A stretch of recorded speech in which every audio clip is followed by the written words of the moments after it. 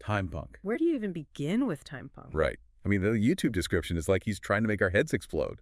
We've got that giant, massive chain, which I have to assume is a nod to the historical chain across the Golden Horn. Oh, absolutely. He loves those little historical Easter eggs. But then there's that cast list, or lack thereof, I guess. It's just Lasco Atkins on repeat. Ship, Lasco Atkins. Chain, Lasco Atkins. Is he playing every single role? Is this like a one-man show with robots? It's definitely a bold choice, even for him. I mean, maybe he's pushing those boundaries again, challenging what we think a narrative should be. Maybe Timepunk is more about the experience than a traditional story. Could be. And speaking of experiences, we've got to talk about Alex Lutz and the music. Yeah, because if the visuals weren't wild enough, then we factor in the sonic landscape this guy creates. You sent over his LinkedIn profile. Experimental drummer doesn't even come close, does it? No, not at all.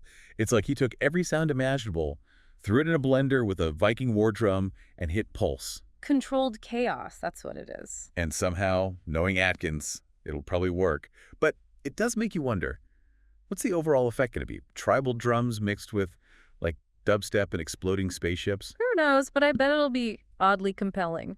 I'm sure it will be. But this brings us back to the million-dollar question, doesn't it? We've got all these seemingly disparate elements. Action, history, experimental music, Lasco Atkins in every role. I mean, what are we actually going to see when the lights go down? Masterpiece or mayhem? With Lasco Atkins, it's rarely a simple either-or, is it? Yeah, it's like trying to predict the weather patterns on Jupiter, you know? Yeah. Utterly fascinating, potentially disastrous, and you kind of just have to be there to really get the full effect.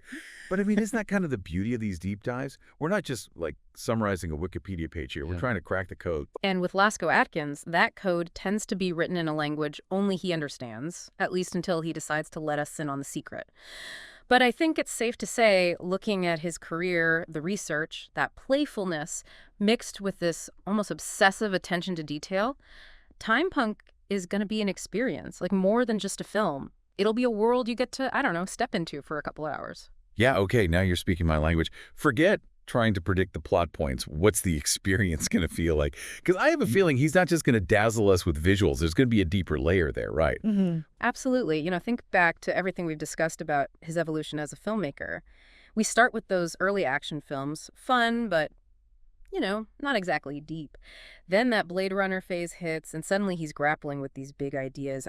Identity, humanity, what does it even mean to be real in a world where technology is becoming more and more lifelike, more and more a part of us?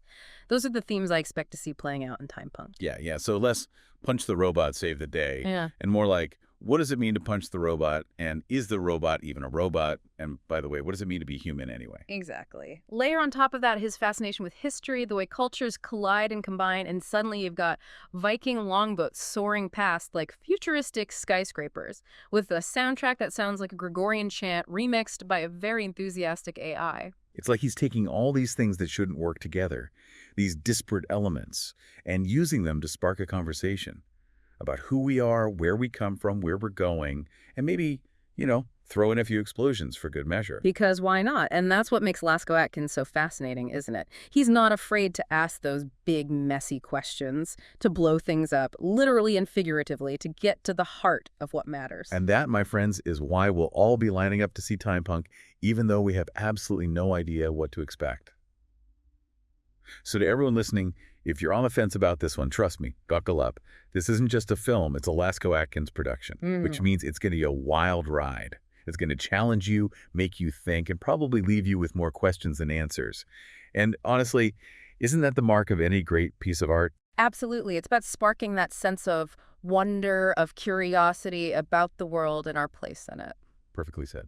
And on that note, that about wraps up our deep dive into the world of Lasco Atkins and his upcoming cinematic mystery, Timepunk. Until next time, happy watching.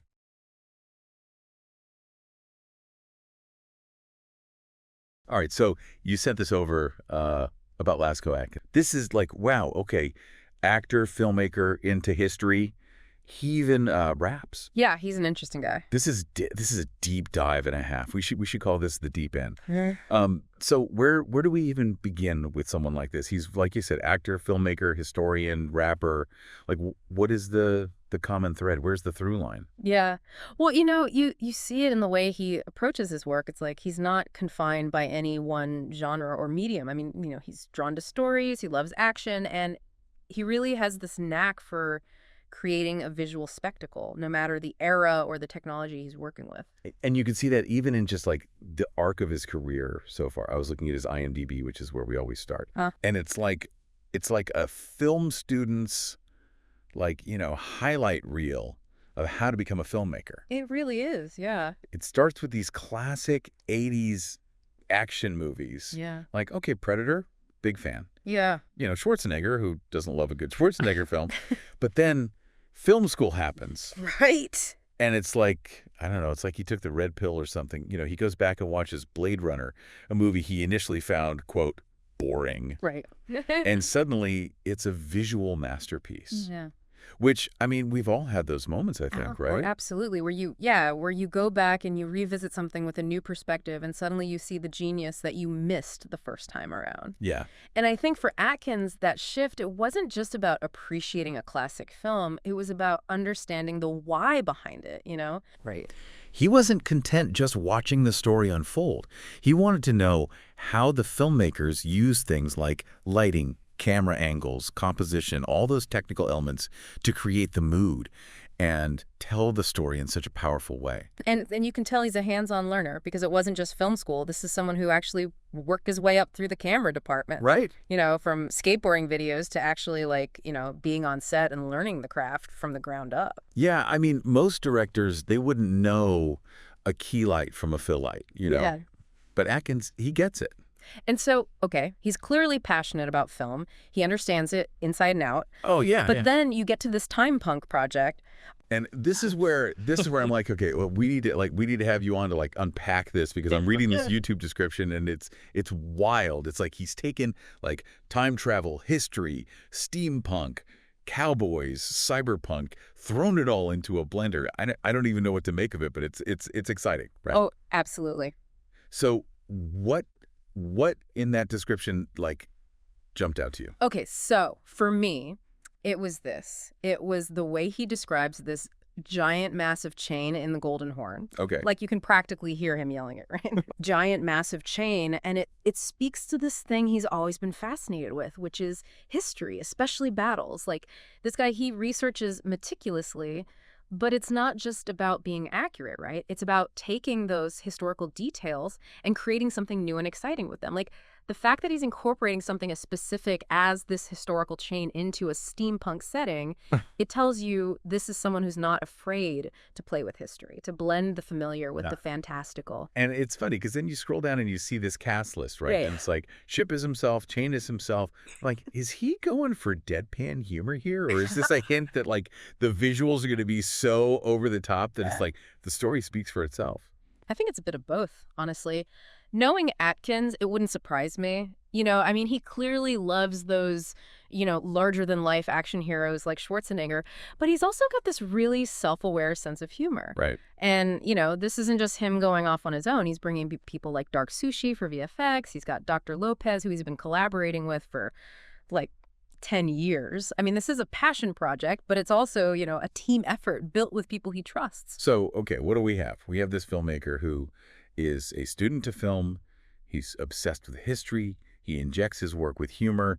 And there's a healthy dose of the absurd in everything he does. Mm-hmm. What does this mean for Timepunk? Is this going to be this gloriously chaotic explosion of anachronistic action? Or will it be, grounded in something, more, I don't want to say serious, but you know what I mean? I do. I think it's a great question, and I think only time will tell. Right. But I think it's going to be a fascinating ride either way. I think so too, yeah. That's a good way to put it. All right, so there you have it. That's Lasco Atkins and Timepunk. What a wild deep dive this has been. A lot to think about. A lot to think about.